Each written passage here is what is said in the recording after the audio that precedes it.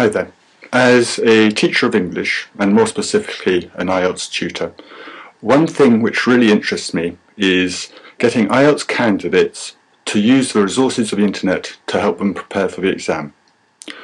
What I mean by this is not Googling IELTS and looking for things marked IELTS, but looking for general language resources on the internet which are appropriate for IELTS.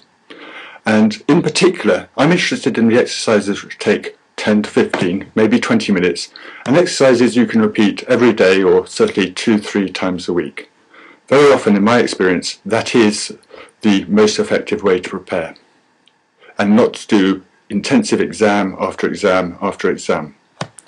Now, the site I want to show you here is from the Economist magazine, and it's appropriate for academic Part 1 writing.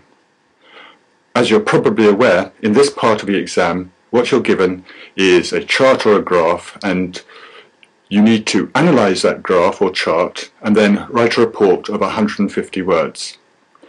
Let's go and have a look at the Economist site and see how it can be used.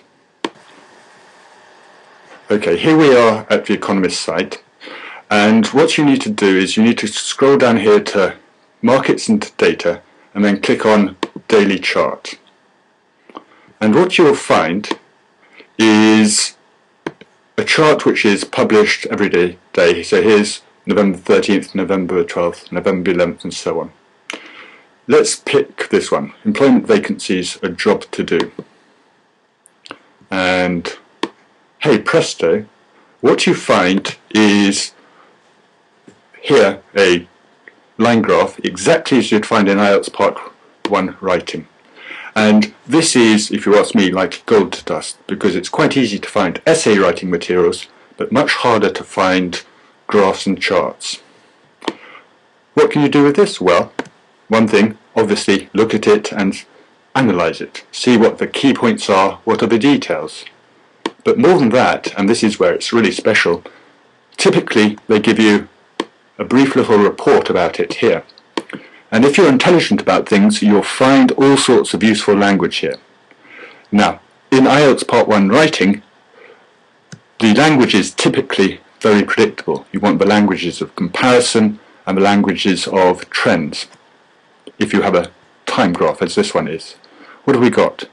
Fewer retail jobs. Fewer, that's a good comparison. Most of the second, oh, that's really good language. Most of the second half of 2008.